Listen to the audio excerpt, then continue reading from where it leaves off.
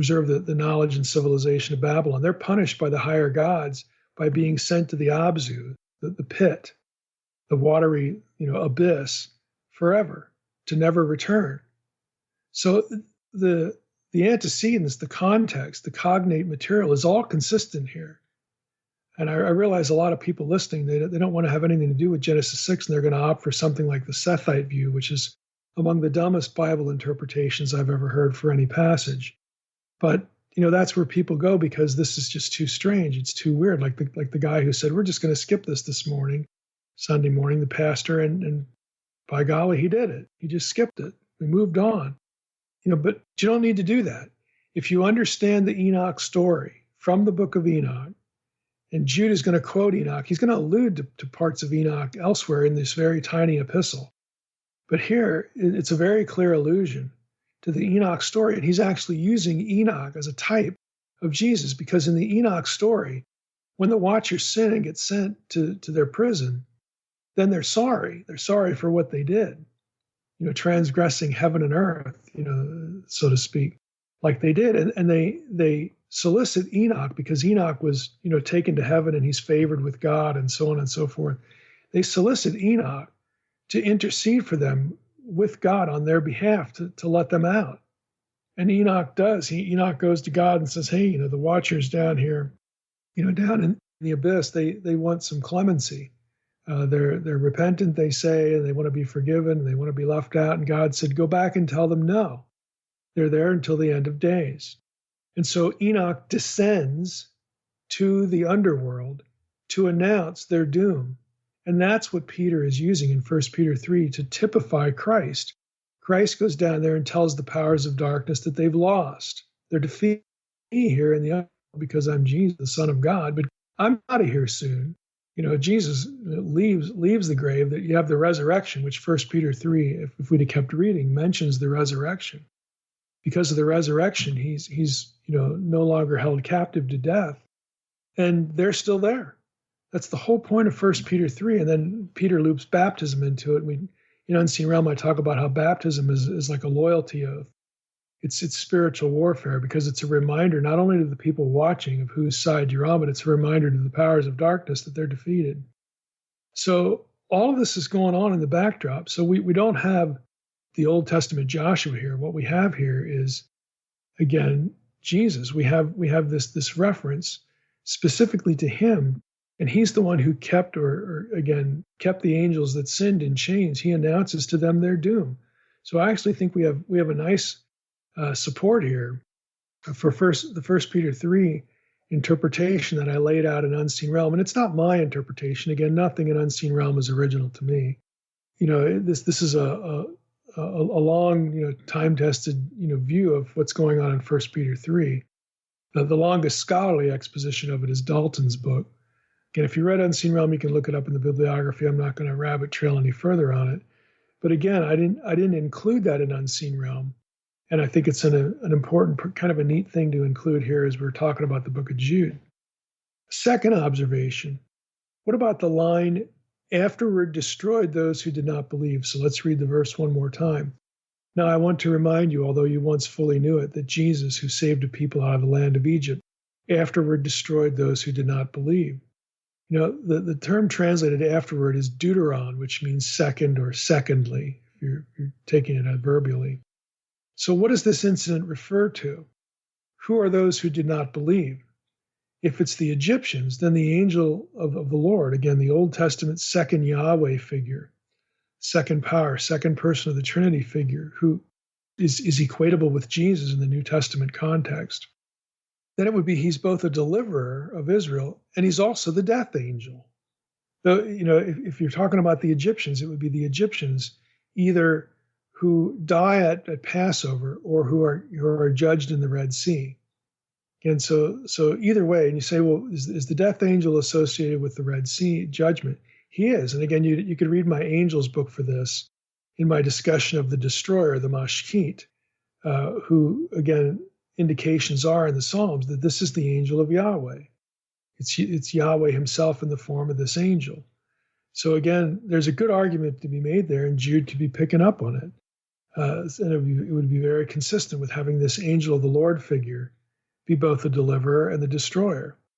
You could also ask, well, what if those who did not believe are the Israelites later on? Certain judgment episodes, like, when it's not really a judgment episode, but I'm thinking of Exodus 16 with the manna. Nobody dies there; they're not judged. But all along the way to the promised land, they have these episodes of grumbling and complaining, and on certain occasions, God judges the people. The most obvious candidate for this is the rebellion of Korah in Numbers 16. Well, that's also a good indicator of this second Yahweh figure being the destroyer because of the Targums. And I have to stop here and launch into, again, my third point here, the third observation, has to do with the Targums, the two powers precedent in the Targums. But you might say, what in the world's a Targum? What are the Targums? Targum is a Hebrew word. It's also used in Aramaic, meaning translation.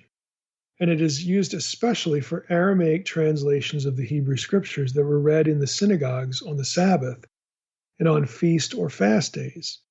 Scholars usually assume that this practice of translating the Hebrew Bible for people, was necessitated by the loss of Hebrew fluency by Jews growing up in exile. Now that's actually a quotation from John Ronning's book, Jewish Targums and John's Logos Theology. Remember, John refers to Jesus as the Word of the Lord. Now that also has, Old Testament precedent. We'll get to in a minute, just reviewing that.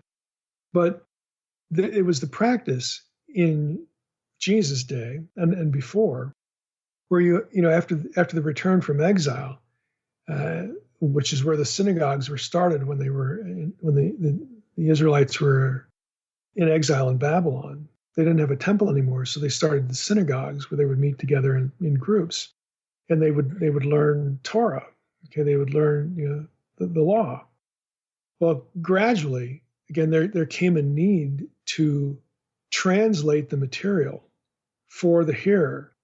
The typical practice was that both would get read in the synagogue, both the Hebrew and the Aramaic. And the Aramaic, the Targum material, again, Targum just means translation. The Aramaic material was sort of it developed as a commentary, like an explanation of certain parts of the Torah, certain things that were read. So it's like a mini commentary. And what's significant about this is that I'm going to read another quote from Ronning's book on Jewish Targums and John's Logos Theology. His word, Jesus as the Word theology. He writes, in hundreds of cases in the Targums, where the Masoretic text, again, the traditional Hebrew text, refers to God, the corresponding Targum passage refers to the Word. And in Aramaic, it's the Memra. Did you catch that? There are hundreds of places in the Targums where God does something or says something, where in the Targums, it's the Word. It's the word of the Lord doing that thing or saying that thing. Considered against this background, Ronning writes, calling Jesus the Word is a way of identifying him with the God of Israel. Unquote. That's the end of the quote. Now, there's Old Testament precedent for this. It goes well beyond the Targums. Back in the time, the word of the Lord is an expression used to describe God himself in human form in the Old Testament.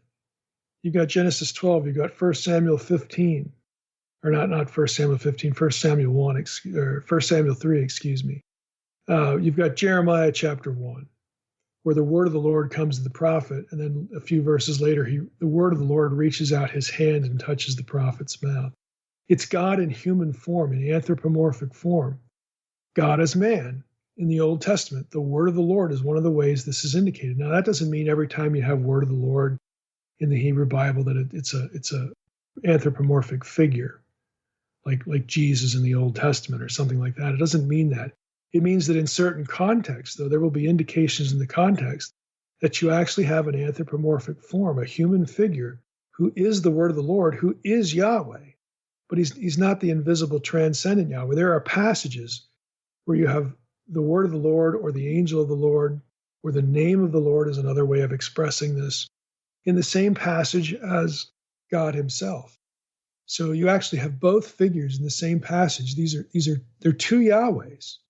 They're two Yahweh figures. This is the antecedent, the kernel form of Godhead thinking in the Old Testament that's going to get, amplified in the New Testament, especially with the incarnation when we have Jesus come, born of a virgin, God as man, in the New Testament. I mean, the New Testament is where we develop this idea of a Godhead and specifically a Trinity.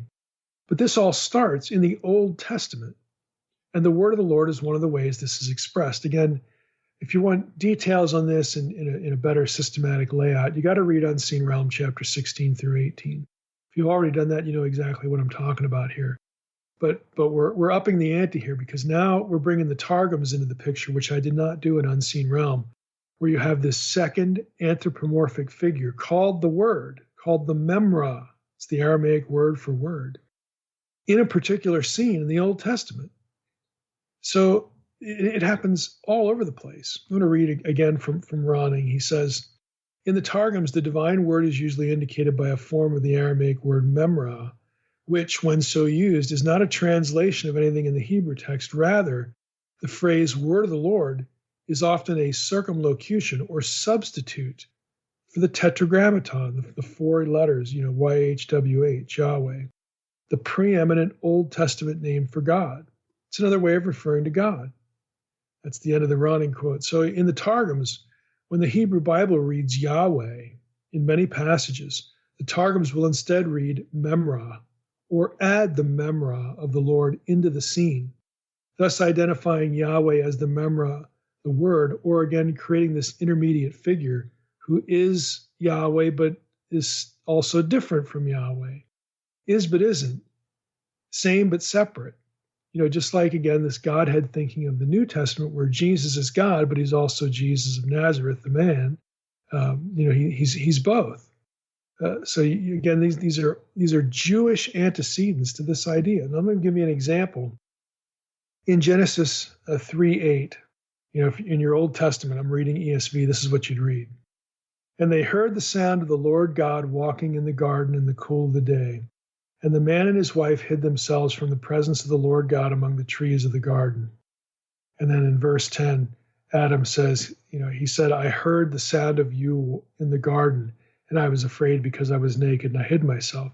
So Genesis 3 has, again, 3:8 and 3:10 has the sound of the Lord God walking in the garden in the cool of the day. That's anthropomorphic because God doesn't have legs to walk. God is a spirit. But he's described here in human form, walking around in the garden. Well, if you go to the Targums, same passage, Genesis 3:8, you read this. Then they heard the voice of the Memra of the Lord God walking in the garden towards the decline of the day. So Adam and his wife hid themselves from before the Lord God within a tree of the garden. It's not the Lord anymore, it's the Memra. Another Targum, this is Targum Neophiti. The first one was Targum Onkelos. And they heard it, the sound of the Memra of the Lord walking within the garden at the breeze of the day. Again, it's this second figure. Genesis 15:6, you have in the Hebrew Bible, you have the statement about Abraham, and Abraham, believed the Lord, and he counted it to him as righteousness. There's this scene where God comes to Abraham and makes him promises. He's going to make a covenant with him in Genesis 15. And then you read in verse 6, and Abraham, believed the Lord, and he counted it to him as righteousness. Well, guess what the Targums say? Targum Onkelos. And Abraham, trusted the Memra of the Lord. He trusted the Memra. He put his faith in the word of the Lord. Targum Neophiti. And Abram believed in the name of the Memra of the Lord, and it was reckoned to him as righteousness. Again, it's this God in human form. I mean, God is the word of the Lord. It's all over the place in the Targums. Now, I should make one comment here about the Targums. Well, before I get to that, I should mention it too, that the same thing, the same phenomenon about the word of the Lord being inserted in places. It happens occasionally in Second Temple texts, like Jubilees 2:1. You can read that here. The angel of the presence spoke to Moses by the word of the Lord, saying, write the whole account of the creation, that in 6 days the Lord completed all his work. So